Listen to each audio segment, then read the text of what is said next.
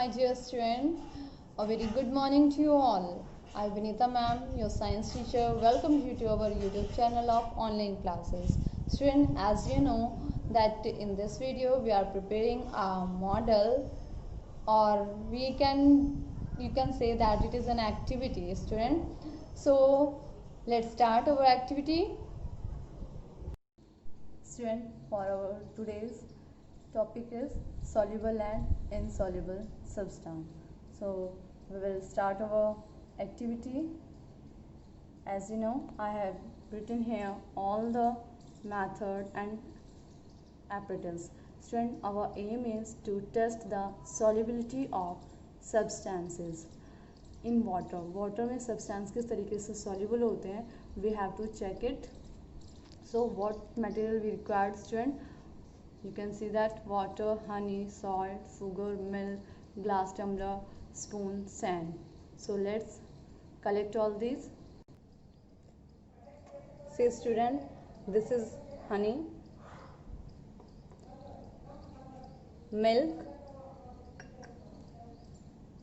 and in this plate you can see that I have taken all the three materials. Student, this is our sand, salt, sugar, and what we need, student, a glass tumbler having water.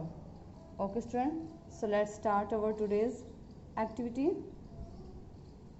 Student, in this glass tumbler we will add a teaspoon sugar. You can see that this is the sugar cubes. So let's add it in this glass tumbler. Now we will stir it. Okay student, you know that whenever you make sugar salt solution, or you can say that sarbat, that you know na, it will easily get dissolved in water.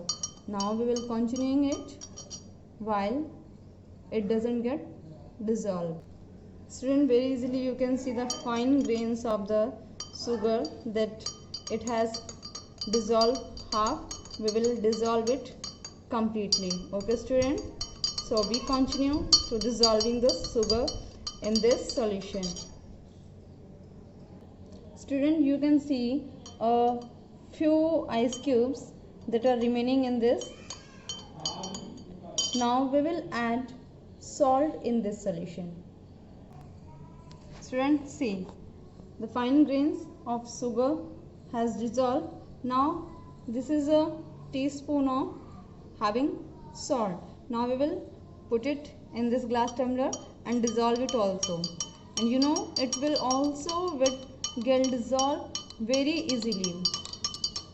See, within a few seconds it gets dissolved like that. Student, you can see that a little bit or a few pieces of salt is remaining. See the process, that how it get dissolved in the water. You can see very clearly. Okay student, now we will add few amount of honey in this. Student, you can see that this spoon having a few amount of honey. Now we will add it in this solution, and you will see that the honey get also dissolved in this solution, because honey is also a naturally water soluble substance. And you know student, water is known as the universal solvent. Whatever we put in, it get dissolved if the solute having the solubility amount. Okay student, means कहने का मेरा ये है कि water जो है हमारा वो यूनिवर्सल सॉल्वेंट है. इसके अंदर हम जो भी डालते हैं वो इजीली डिज़ोल्व हो जाता है. You can see the a little amount of honey that is sticking onto the spoon surface. Okay student, now it also get dissolved very easily, and you can see the transparency of this water. You can see only a little amount of color, you can see that it is, otherwise the water is purely transparent. Okay student, water is our universal solvent, कुछ भी हम इसमें dissolve करते हैं ये dissolve कर लेता है, इसके अंदर डिज़ोल्विंग कैपेसिटी होती है. And the honey, salt, sugar we have put it, these are our solvent. Student solvent वो जो वाटर के अंदर घुलने वाला होता है, और जिसके अंदर ये चीज़ घुल जाती है उसे हम सॉल्वेंट बोलते हैं student. Okay, now we will put a few amount of sand in it. Now we will add few amount of sand in this solution, and you know it doesn't get dissolved in this. After few times we will see that the sand get collected at the bottom of this glass. You can see student sand जो है वो soluble नहीं होता है water में, so it get deposited on to the surface of the bottom of the glass. Okay student, now we will add a few amount of milk in it. See student, this is milk I have taken. We will put it in this solution, and you can see that our solution is become opaque. You can't see even the spoon. आपको spoon भी नहीं दिखाई दे रहा है student, because our solution becomes opaque. So student, through this I have shown you that what type of substances get dissolved in water or what types of substance doesn't dissolve. So those substances which get dissolved in water we call them soluble substance. उन्हें हम soluble substance बोलते हैं, like salt, sugar, honey. And the substance that doesn't get dissolved in water we call them insoluble substance, like sand and milk. Okay student, we have observed, this is our observation, that we will observe that some amount of milk and sand doesn't dissolve. Now what is the conclusion? The conclusion is that student, the solubility of the substance depend upon the nature of solute and solvent. जो हमारा solute and solvent होता है student, उसकी nature पर depend करता है कि जो सब्सटेंस है वो डिज़ोल्व होंगे या नहीं. और जो ये सॉल्यूशन आप देख रहे हैं, the solution that you are seeing, this form due to the student intermolecular interaction, because इनके जो मॉलिक्यूल्स होते हैं वो आपस में इंट्रैक्ट होते हैं एक दूसरे के साथ, and then they form this solution. Okay student, through this I end up my class. Have a good day. Goodbye students. Hello students, a very good morning to all of you. I am Simran ma'am, your English teacher. Students, from today I will prepare Sainik School for Navodaya School and DTC and other competitive exams. Students, will surely this syllabus will come in your competitive exam, so don't miss this class. This topic present perfect tense. Firstly, present perfect की identification क्या होती है? देखिए, चुका है, चुकी है and चुकी है, ये हमारी इसके थ्रू हम सेंटेंस का पता लगाते हैं. सेंटेंस के लास्ट में अगर चुका है, चुकी है एंड चुके हैं, इसके सेंस ऑफ मीनिंग निकलता है, तो ये हमारा कौन सा टेंस होता है? प्रेजेंट परफेक्ट टेंस होता है. प्रेजेंट परफेक्ट में हेल्पिंग वर्ब यूज़ होती है हमारी हैज़ और हैव, और वर्ब की थर्ड फॉर्म का हम यूज़ करते हैं. Has is used with he, she, it and any singular person.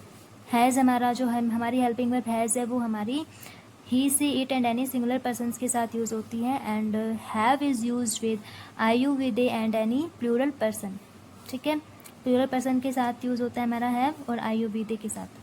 There are 3 types of structures in a present perfect tense. Present perfect tense में हमारे 3 टाइप्स के स्ट्रक्चर्स होते हैं. फर्स्ट होता है हमारा अफर्मेटिव, सेकेंड होता है हमारा इंटेरोगेटिव एंड थर्ड होता है negative. Then first affirmative sentence structures. First है subject plus has have, helping verb में हमारी वर्ब की थर्ड फॉर्म प्लस ऑब्जेक्ट और लास्ट में punctuation mark. Example, he has finished his homework, full stop. और ये याद रखना, सेंटेंस की स्टार्टिंग हमेशा कैपिटल लेटर से होती है और एंडिंग हमेशा पंक्चुएशन मार्क से होती है। ही हमारा क्या हो गया, subject, has helping verb, finished third form, his homework हमारा ऑब्जेक्ट हो गया।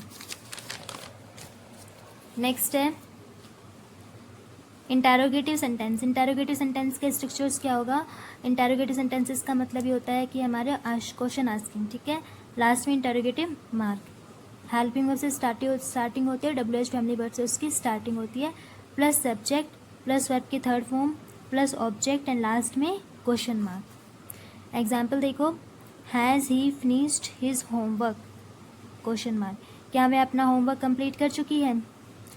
हैज़ हमारी क्या हो गया, हेल्पिंग वर्ब, सब्जेक्ट हो गया, फिनिश्ड हमारी वर्ब की थर्ड फॉर्म हो गई और हिज होमवर्क हमारा ऑब्जेक्ट हो गया, लास्ट में क्या है हमारा पंक्चुएशन मार्क। लास्ट है हमारा नेगेटिव सेंटेंस।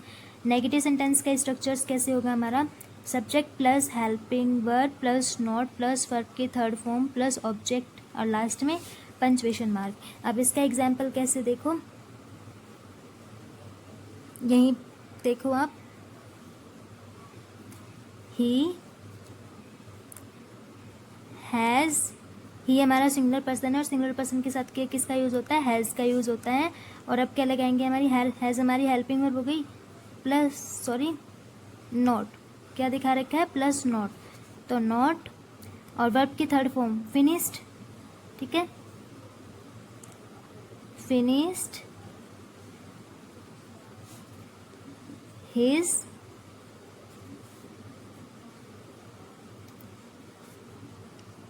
होमवर्क और लास्ट में क्या आ जाएगा हमारा पंक्चुएशन मार्क, ठीक है, फुल स्टॉप। तो पता चल गया ना कैसे स्ट्रक्चर्स सेंटेंसेस कैसे मेक करने हैं, क्लियर है।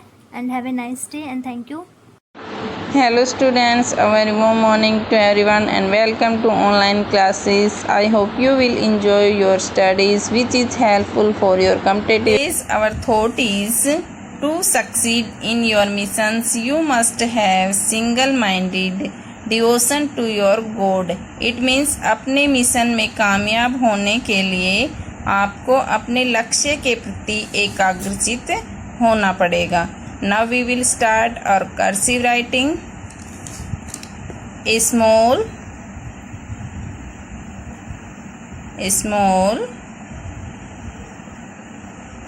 boy named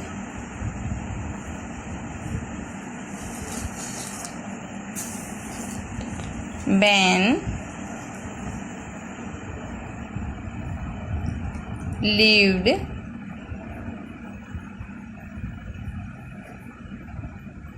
with his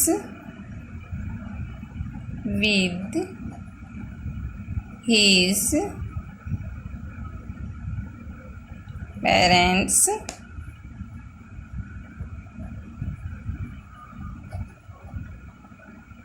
in a town full stop. Ben's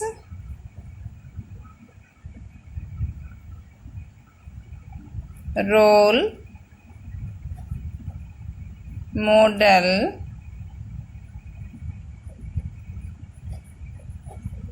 was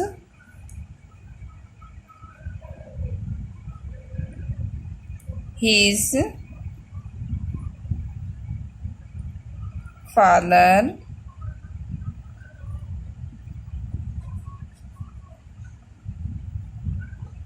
Full stop. His father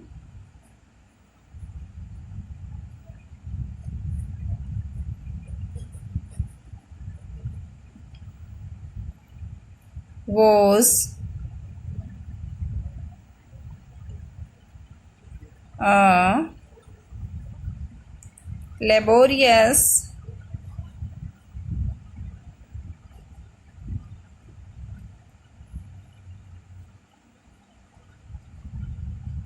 artisan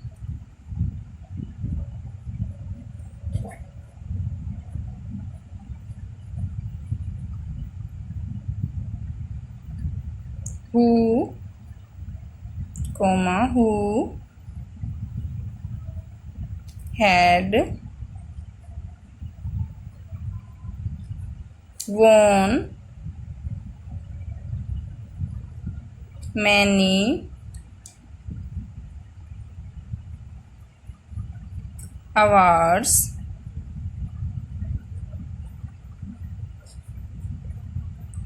So students, please write this page in your notebook and thank you. Have a nice day.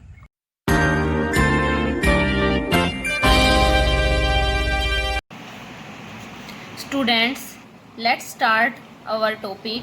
Our today's topic is important day, national and international days.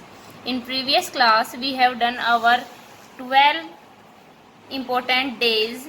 Today we proceed over this topic and continues from 13 number. Let's start.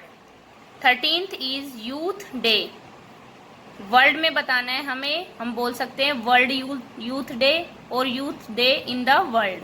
It is on 12 August. Second one is independence day. India का जो independence day है हमें वो बताना है कब मनाया जाता है. It is celebrated on 15 August. Next one is national sports day. National sports day को हम किसके बर्थडे के रूप में मनाते हैं? ध्यानचंद के. ध्यानचंद का जो बर्थडे होता है उसी दिन को हम नेशनल स्पोर्ट्स डे के नाम से जानते हैं. और वो कब मनाया जाता है? 29 August. We celebrate our national sports day on 29 August. Next one is teachers day. Teachers day is celebrated on 15 September. Next is world literacy day. We celebrate our World Literacy Day on 8 September. Next is Hindi Divas or Hindi Day. When we celebrate our Hindi Divas, it is on 14 September. 14 September को हम हिंदी दिवस के रूप में मनाते हैं. Our 19th important day is Mahatma Gandhi's birthday. ये तो सभी को पता होगा कि महात्मा गांधी का बर्थडे हम कब सेलिब्रेट करते हैं. It is on 2 October. 2 October को हम महात्मा गांधी जयंती के रूप में मनाते हैं. महात्मा गांधी बर्थडे के रूप में हम मनाते हैं, सेलिब्रेट करते हैं 2 अक्टूबर को. Next one is world teachers day. When we celebrate our world teachers day, it is on 5 October. 5 October को हम वर्ल्ड टीचर्स डे के रूप में मनाते हैं. नेक्स्ट इज यूनाइटेड नेशन और यूएन डे. कब मनाया जाता है UN day? We celebrate UN day on और united nation day on 24 October. Next is national education day. हम नेशनल एजुकेशन डे कब मनाते हैं? It is on 11 November. We celebrate 11 November as National Education Day. Next one is Children's Day. Children's Day को हम 14 नवंबर को children's day के रूप में मनाते हैं. We celebrate 14 November as Children's Day. Next is World Diabetes Day. World Diabetes Day भी हम 14 नवंबर को ही सेलिब्रेट करते हैं. 14 नवंबर को हम World Diabetes Day के रूप में मनाते हैं. Students, today we discuss about important national and international days from 13 to 24. I hope you understand the last 1 to 12 important days and 13 to 24 important days. Thank you students. Good morning students. Today I will start your SST classes online. Dear students, as you also know, our school started special coaching classes for various competitive exams. Dear students, whatever I will read you, it will help you in your competitive exams. So let's start. States and capitals. बेटा आज का जो हमारा topic है वो क्या है? States and Capitals. आज हम अपने जो इंडिया का मैप है उसके अंदर कुछ स्टेट्स और उनकी कैपिटल्स को फिल करेंगे. So let's start. बेटा आज हम जो हमारा नॉर्थन इंडिया है, नॉर्थ जो पार्ट है इंडिया का, उसमें कुछ स्टेट्स फिल करेंगे. सबसे पहले सबसे ऊपर जो ये वाला स्टेट है, इसको अभी स्टेट की बजाय यूनियन टेरिटरी बना दिया गया है। पहले क्लास में जब मैंने आपको पढ़ाया था यूनियन टेरिटरीज़ के बारे में, तब मैंने आपको बताया था कि जो जम्मू कश्मीर स्टेट है उसको 26 जनवरी 2020 में स्टेट से क्या बना दिया गया है, 2 पार्ट्स में डिवाइड करके 2 यूनियन टेरिटरीज बना दी गई हैं, जम्मू एंड कश्मीर एंड लद्दाख। तो 2 यूनियन टेरिटरीज वहाँ बन गई, तो ये स्टेट नहीं है। फर्स्ट हमारा स्टेट यहाँ से स्टार्ट होगा। तो सबसे पहले हम स्टेट्स के नेम और उनकी कैपिटल्स को देखते हैं। फर्स्ट जो हमारा स्टेट है वो है हिमाचल प्रदेश। हिमाचल प्रदेश की कैपिटल क्या है, शिमला। सेकंड है उत्तराखंड। उत्तराखंड की कैपिटल क्या है, देहरादून। थर्ड हमारा स्टेट है पंजाब। पंजाब की कैपिटल है चंडीगढ़। और फोर्थ स्टेट है हरियाणा, और हरियाणा की भी कैपिटल क्या है, चंडीगढ़ है। पंजाब और हरियाणा पहले दोनों एक स्टेट थे, इनको डिवाइड करके अलग अलग बना दिया गया है, लेकिन स्टेट अलग अलग हो चुके हैं, इनकी कैपिटल सेम ही है। अब इन 4 स्टेट्स को हम अपने इंडिया के मैप में, पॉलिटिकल मैप में फिल करेंगे। डियर स्टूडेंट्स, हमारा जो फर्स्ट स्टेट है वो ये है। मैंने अभी आपको बताया कि ऊपर जो नॉर्थ पार्ट में सबसे ऊपर जो स्टेट था, अब वो यूनियन टेरिटरी बना दिया गया है। तो फर्स्ट हमारा स्टेट है हिमाचल प्रदेश।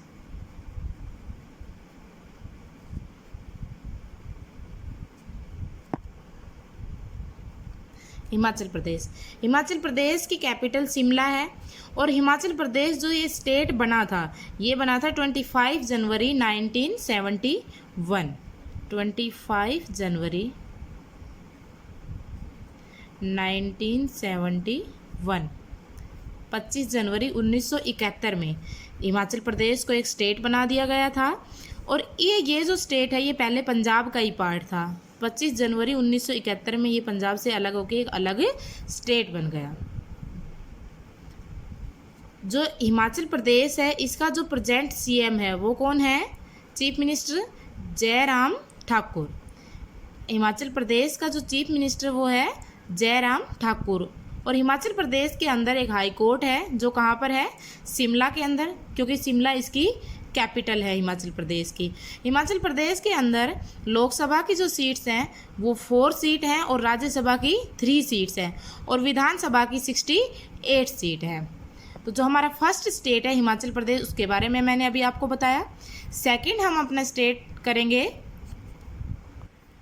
उत्तराखंड। सेकंड जो हमारा स्टेट है हिमाचल प्रदेश के जस्ट नीचे उत्तराखंड।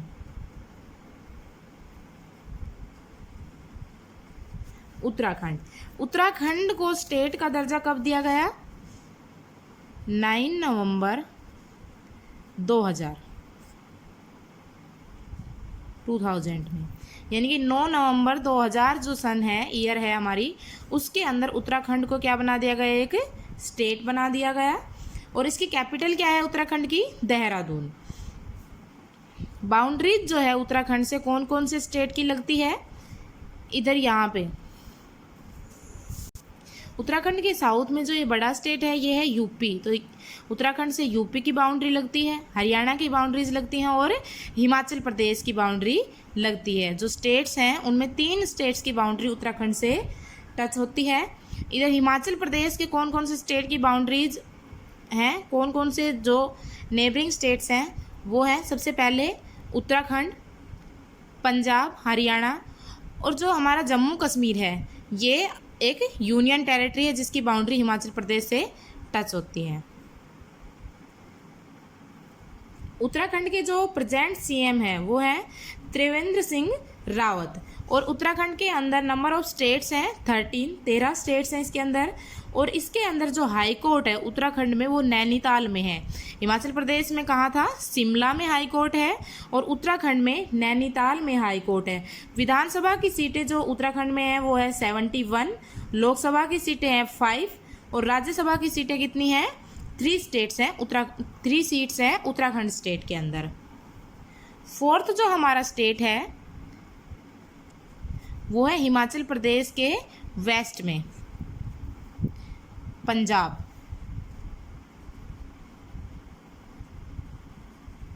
पंजाब जिसे लैंड ऑफ 5 रिवर्स भी कहा जाता है। पंजाब और हरियाणा 1966 से पहले एक ही स्टेट थे। 1966 में पंजाब और हरियाणा को अलग अलग स्टेट बना दिया गया था। 1 नवंबर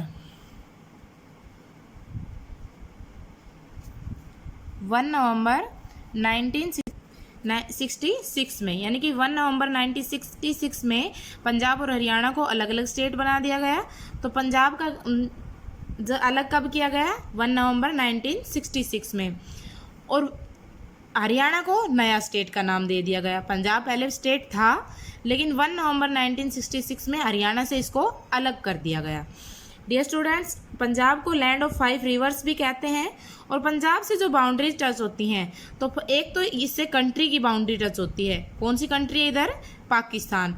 तो पंजाब के वेस्ट में पाकिस्तान है, पंजाब के साउथ में राजस्थान, साउथ ईस्ट में हरियाणा और ईस्ट में हिमाचल प्रदेश स्टेट की बाउंड्री से टच होती है। और नॉर्थ में जो हमारी यूनियन टेरिटरी है जम्मू एंड कश्मीर, उसकी बाउंड्री टच होती है। पंजाब के जो प्रेजेंट सीएम हैं, प्रेजेंट जो चीफ मिनिस्टर हैं, वो है कैप्टन अमरिंदर सिंह। और पंजाब के अंदर जो हाई कोर्ट है वो चंडीगढ़ में है, हरियाणा पंजाब हाई कोर्ट जिसका नेम है, क्योंकि हरियाणा की भी कैपिटल चंडीगढ़ ही है और पंजाब की कैपिटल भी चंडीगढ़ ही है। तो इन दोनों का जो हाई कोर्ट है वो क्या है? पंजाब हरियाणा हाई कोर्ट, जो चंडीगढ़ में स्थित है। पंजाब के अंदर जो विधानसभा की सीटें हैं वो कितनी हैं? 117, यानी कि 117। और लोकसभा की 13 सीटें हैं और राज्यसभा की 7 सीटें हैं। ये हमारा थर्ड स्टेट है। पंजाब जो है वो थर्ड स्टेट। हमने फर्स्ट हिमाचल प्रदेश फिल किया, सेकंड उत्तराखंड और थर्ड पंजाब। फोर्थ जो हमारा स्टेट है वो क्या है? हरियाणा। फोर्थ हमारा स्टेट है हरियाणा।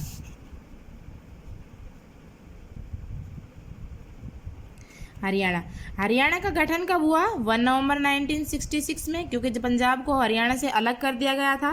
तो हरियाणा का गठन कब हुआ? 1 नवंबर 1966 में। जो हरियाणा है इससे 3 स्टेट्स की बाउंड्री लगती है। मतलब कि हमारे जो साउथ वेस्ट है इसका हरियाणा का, वहाँ पे राजस्थान, और साउथ ईस्ट में यूपी और नॉर्थ में पंजाब। 3 स्टेट्स की बाउंड्रीज हरियाणा से लगती हैं। और एक है नेशनल कैपिटल टेरिटरी, दिल्ली। ये जो रीजन है ये किसका है? दिल्ली, केंद्र शासित जो प्रदेश है दिल्ली, उसकी भी बाउंड्री हरियाणा से टच होती है। हरियाणा को पंजाब से अलग क्यों किया गया था? क्योंकि जो हरियाणा पंजाब का जो रीजन है और हरियाणा का जो क्षेत्र है, इनके अंदर लैंग्वेज डिफरेंस बहुत अधिक था। इस क्षेत्र के जो लोग थे वो पंजाबी लैंग्वेज बोलते थे और हरियाणा के जो लोग थे वो हिंदी बोलते थे। तो लैंग्वेज डिफरेंस के कारण इनको अलग अलग कर दिया गया था। जो पंजाब के हरियाणा के जो प्रेजेंट सीएम हैं वो है मनोहर लाल खट्टर। हरियाणा का जब गठन हुआ था 1966 में, जब हरियाणा को स्टेट बनाया गया था, तो फर्स्ट जो सीएम थे हरियाणा के वो कौन थे? भगत दयाल शर्मा। हरियाणा के जो फर्स्ट सीएम थे वो कौन थे? Bhagat Dayal Sharma. So dear students, मैंने आपको आज 5 स्टेट्स करवाए हैं। 4 स्टेट्स करवाए हैं। First Himachal Pradesh, second Uttarakhand, third Punjab और फोर्थ हरियाणा। इन स्टेट्स की मैंने आपको कैपिटल बताई है और इन स्टेट्स का ओरिजिन कब हुआ, कब इनको बनाया गया था, ये मैंने आपको बताया है। और पंजाब पहले से ही एक स्टेट था। पंजाब और हरियाणा को अलग किया गया था 1 नवंबर 1966 में। Thank you students, I hope you understand in these states and their capitals.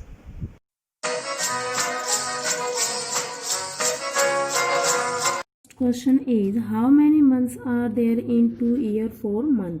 Question है कि कितने मंथ है 2 ईयर 7 मंथ में। तो देखो बेटा 1 ईयर में कितने होते हैं? 12 मंथ। तो 2 ईयर में कितने हो गए? 24। और 24 में हम 7 को प्लस करेंगे तो 31। So second option is right.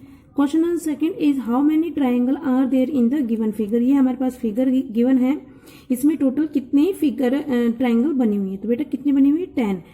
10 कहाँ पे है? देखो लेट्स वी स्टार्ट। और फर्स्ट है 1 2 3 4 एंड 5। ये 5 तो आपको इजीली दिखाई दे रही है। इसके बाद 5 और कौन सी है वो आप इधर देखें। ये 5 के बाद हमारे पास है F C और D। हमारे पास है F C और D। फिर है EIA, EI और A, फिर है JBA, फिर है हमारे पास JB और A। नेक्स्ट हमारे पास CHB, CH और B, फिर उसके पास बाद हमारे पास GED, GE और D। इस तरह हमारे पास टोटल इसमें 10 ट्रायंगल है। सो हमारा third option is right. Question number 4 is which number is opposite to face 3। 3 के अपोजिट में कौन सा फेस है? देखिए हमारे पास 1 दिया है, 2 दिया है, 3 दिया है। नेक्स्ट में दिया है 1, 3 और 5 और 2, 4 और 3। तो बेटा इसमें एक नंबर मिस है, जो नहीं है वो है 6। तो 3 के अपोजिट में क्या होगा? 6। सो second option is right. Question number 4 is choose the one which is different from the rest of 3। ये नंबर हमारे पास दिए हैं 27, 63, 56 एंड 49। इनमें से एक अलग नंबर है जो इन तीनों से डिफरेंट है, तो वो हमें नंबर छांटना है। देखिए बेटा 63, 56 और 49 तीनों नंबर 7 की टेबल में आते हैं और एक 27 ऐसा है जो 7 की टेबल में नहीं आता। तो डिफरेंट क्या है हमारे पास? 27। First option is right. Question number 5 is which of the following pair is different from the other group. इनमें से अदर ग्रुप है एक, वो हमें छांटना है, डिफरेंट है। फर्स्ट हमारे पास CFIL, सेकेंड है PSVX, JMPS और ORUX। अब वो डिफरेंट कैसे? देखो बेटा C लिखा है, C के बाद D छोड़ के DE छोड़ के F, 2 का डिफरेंट है। फिर GH छोड़ के I के बाद JK छोड़ के L, मतलब 2 का इनमें डिफरेंस दिया। अब इसमें हम चेक करते हैं P के बाद QRS, ठीक है, 2 का डिफरेंस। S के बाद TU, फिर 2 का डिफरेंस। फिर V के बाद WX, यहाँ पर एक का डिफरेंट है। और यहाँ पे J के बाद KL छोड़ के M के बाद NO छोड़ के P के बाद QR छोड़ के S, और ऐसे ही O में है OPQ छोड़ के R, ST छोड़ के U, VW छोड़ के X, और बाकी सब में 2 का डिफरेंट है। इसमें यहाँ पे V के बाद ओनली 1 अल्फाबेट मिसिंग है, तो ये हमारा सबसे डिफरेंट है। सो second option is right. Question number 6 is choose the word which is list like the other word in the group. इनमें एक जो ग्रुप है, ये किसी चीज का ग्रुप दिया, उसमें से एक वर्ड है वो डिफरेंट है। जैसे हमारे पास है एप्पल, कैरेट, ऑरेंज और गुआवा। तो बेटा एप्पल, ऑरेंज और गुआवा हमारे पास फ्रूट है, और जो कैरेट है वो हमारे पास एक वेजिटेबल है। तो second option is right. Question number 7।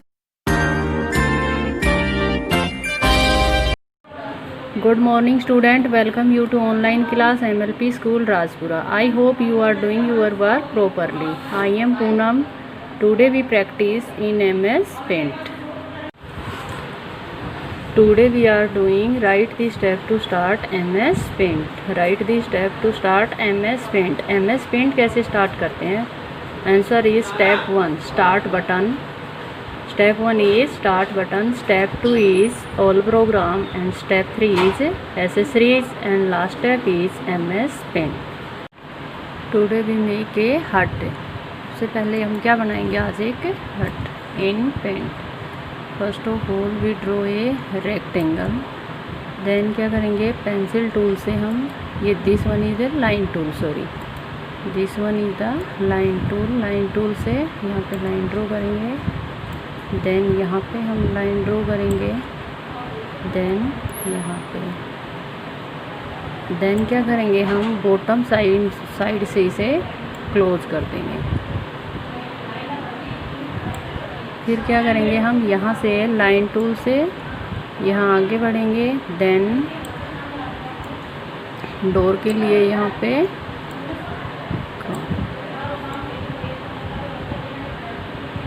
Line tool से हम यहाँ पे एक लाइन इंसर्ट करेंगे। देन यहाँ से हम इसको क्लोज कर देंगे। फिर क्या करेंगे? We insert a circle.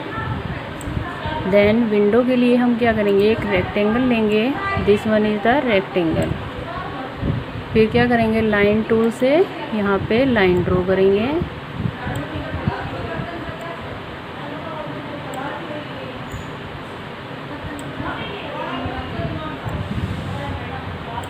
फिर क्या करेंगे? इसमें colour fill.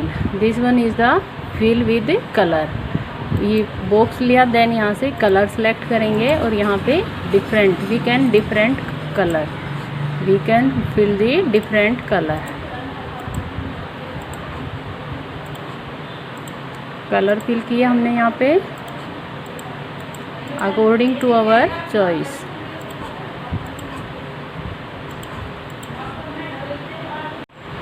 So every student to practice in make a hut and send to your homework. Thank you. Have a nice day. Good morning students.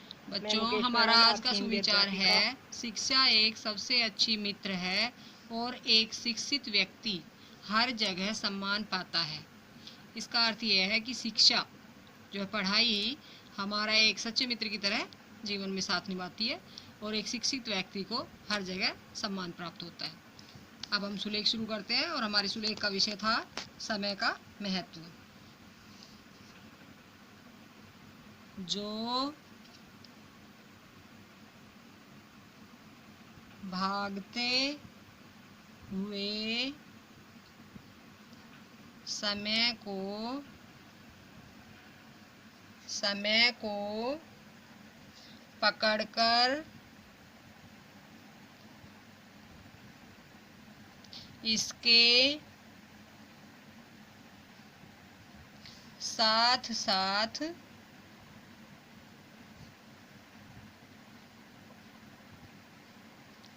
चलता है, वहीं जीवन में सफलता प्राप्त करता है।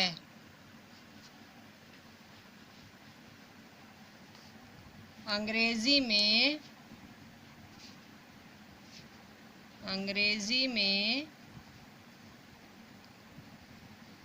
समय को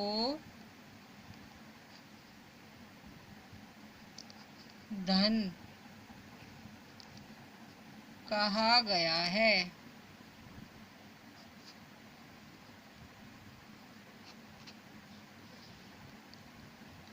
परंतु समय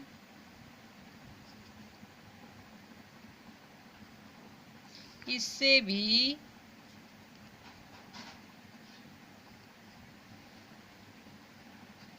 कहीं अधिक मूल्यवान है। धन आज है, कल नष्ट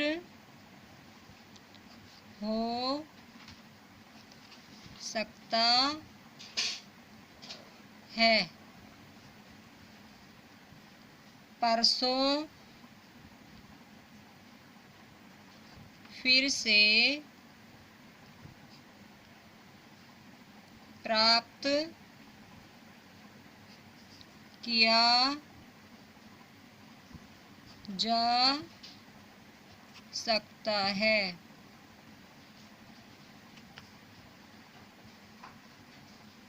परंतु जो समय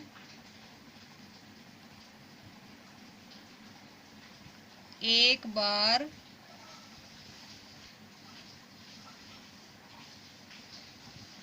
बीत जाता है,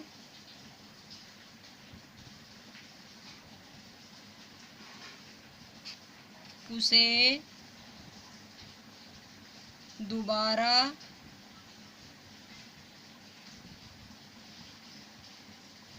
नहीं पाया जा सकता। तो बच्चों, आप सभी को इसी तरह सुलेख लिखना है।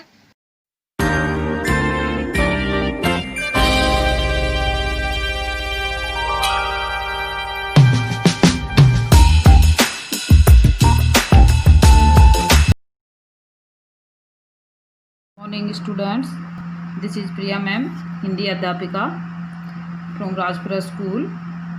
आज हम कर रहे हैं हिंदी व्याकरण विशेष कक्षाएं जो प्रतियोगी परीक्षाओं के लिए है, जैसे नवोदय विद्यालय एवं सैनिक स्कूल।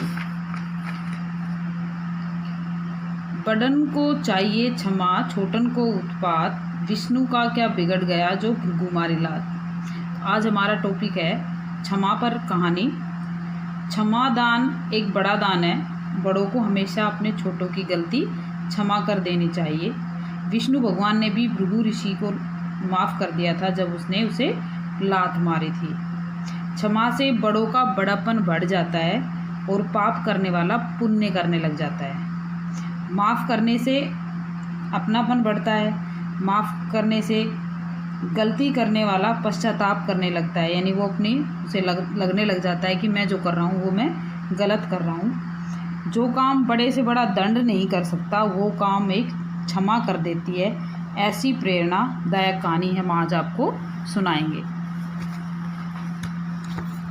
कहानी का नाम है ईख का खेत। तो आज कहानी पढ़ते हैं। समर्थ रामदास महान संत थे। छत्रपति शिवाजी उन्हें अपना गुरु मानते थे। एक बार समर्थ रामदास छत्रपति शिवाजी से मिलने गए। उनके शिष्यों की टोली उनके साथ थी। राह में ईख का खेत आया। शिष्यों का मन न माना, वे गन्ने तोड़ तोड़ कर चूसने लगे। संयोग से तभी किसान वहां आ गया। उसे देखते ही शिष्य तो भाग गए। समर्थ रामदास वहीं बैठे रहे। किसान ने उन्हें बैठे देखा तो और भी ज़्यादा क्रोधित हो उठा। क्रोध में वह अपना आपा खो बैठा। किसान ने आव देखा न ताव समर्थ रामदास को खूब पीटा। वे चुपचाप उसकी मार को सहते रहे। अंत में जब वह थक गया तो उसका हाथ रुक गया। समर्थ रामदास उठकर चल दिए। राह में शिष्य भी उनके साथ हो लिए। वे छत्रपति शिवाजी के पास दरबार में पहुँचे।